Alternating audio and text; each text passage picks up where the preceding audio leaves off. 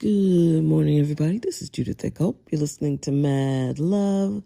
And yes, my allergies have been quite aggressive this week. But that's not the topic. The topic is I do believe Jerry Jones might be senile. What in the world? So the Cowboys traded Michael Parsons, who is arguably one of the best defensive players, certainly the best defensive player on the Cowboys, to the Packers. The only thing I'm disappointed in is I wish he had gone to Washington because that's one of my favorite teams, but that's unbelievable.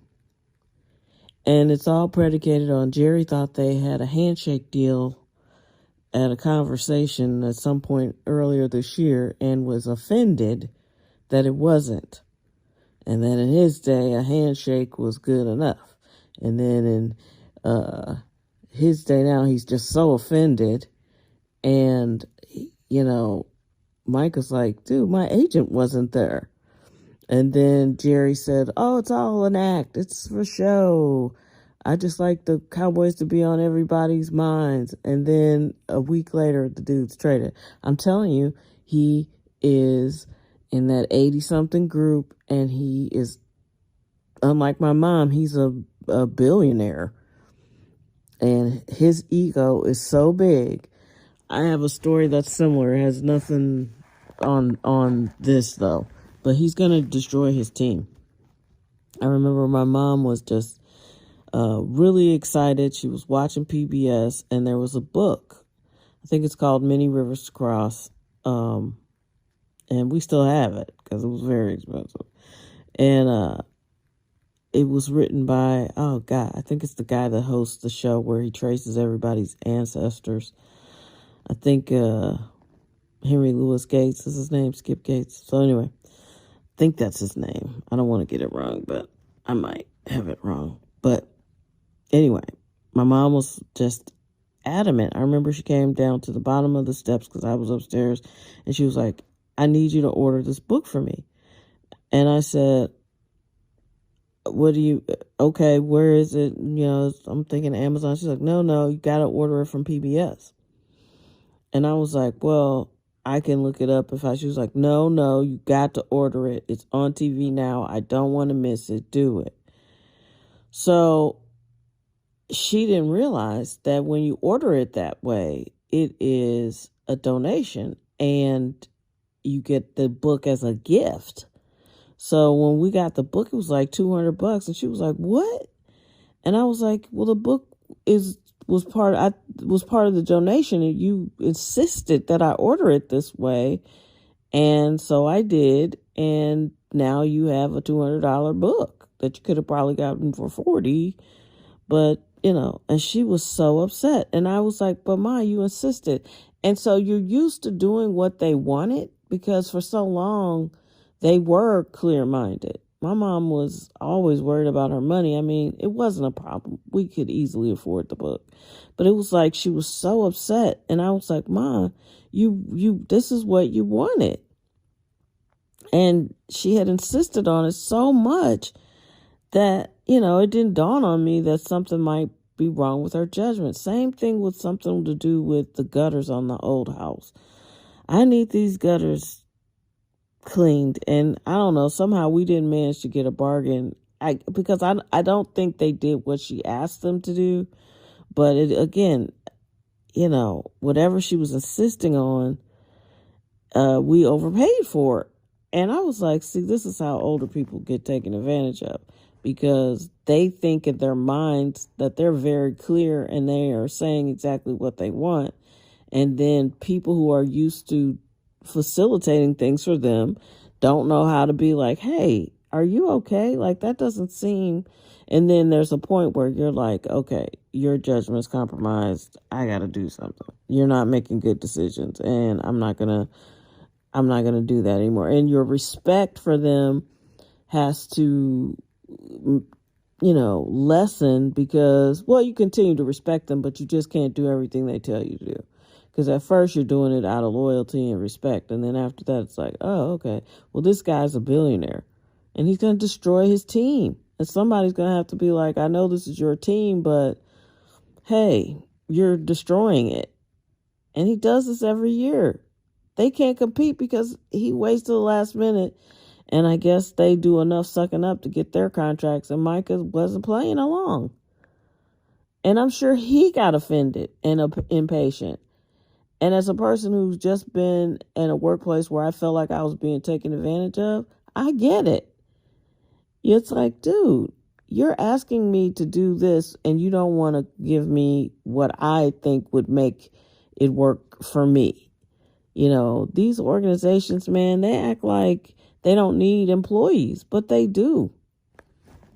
And I have enough talent that I can get business on my own. I don't have to sit somewhere and be mistreated. And I refuse to do that at this point in my life.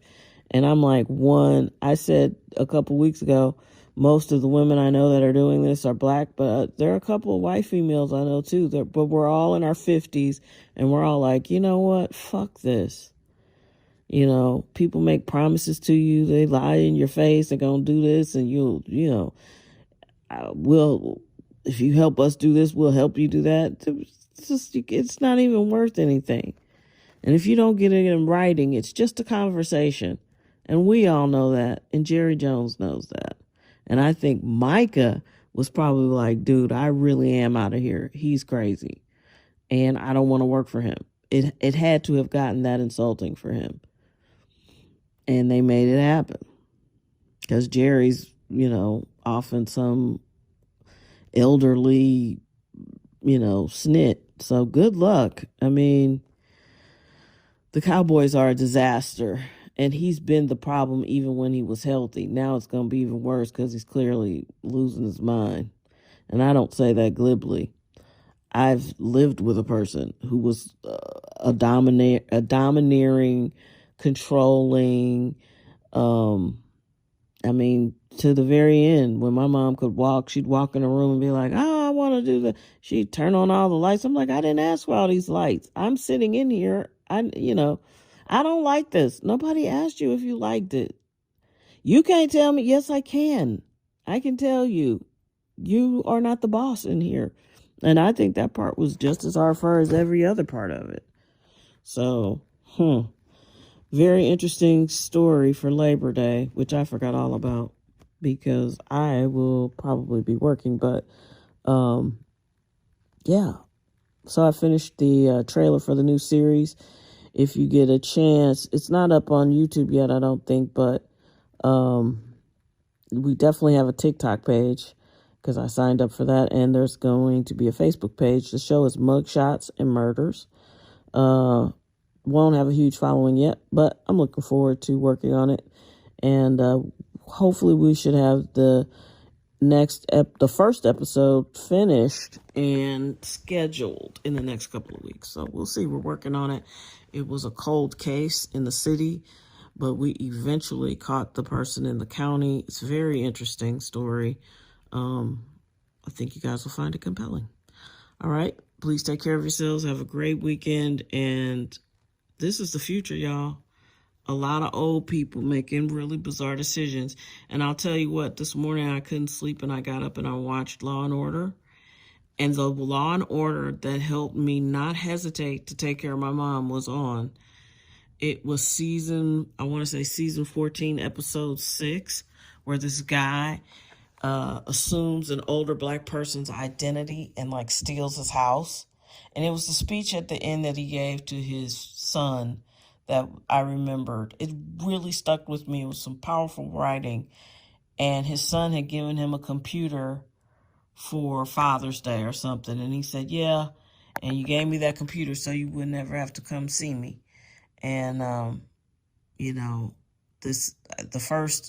the first email I got was from a guy from a company asking me if I wanted to win $1 million. And I filled it out. And that's how they stole his identity. The man who was murdered in the beginning stole his identity. Spoiler alert. But it is like a 25-year-old show. But it was so good. And I remember it resonated with me. And I was like, I'm going to have to look out for my mom. And I did that. I was nowhere close to looking out for her the way I would 10 years after that. But it really stuck with me. So, yeah. That's our future. And if you have someone you care about and you love, you're going to have to protect them. The internet, these scams, they're elaborate. They call them nonstop. You know, when COVID hit, that's when I realized I was home with my mom, and I'm like, man, she's got this nonstop barrage of phone calls all day long. And one day her computer, she went on a page and it said, your computer is compromised, call this number. And I walked in on her on the phone with the hackers. I mean, it's a scary world out here. And the older people get, the more vulnerable they get. And, you know, one day that's going to be me. So, but right now it's not me. And if you have an old person in your life, look out for them. Look at their finances. Check their credit and see if people are taking out loans and shit in their names. That stuff is happening. You know, I feel like I just be giving bad news on here. Not trying to. I'm just trying to help people. Because I went through a lot with my mom. And that show was powerful. And I'm telling you, no one's ready for 70 million people over 65. And I just want to help. That's it. And I know it sounds bleak, but yeah. Anyway, I got mad love for you. I appreciate you. Thank you for listening.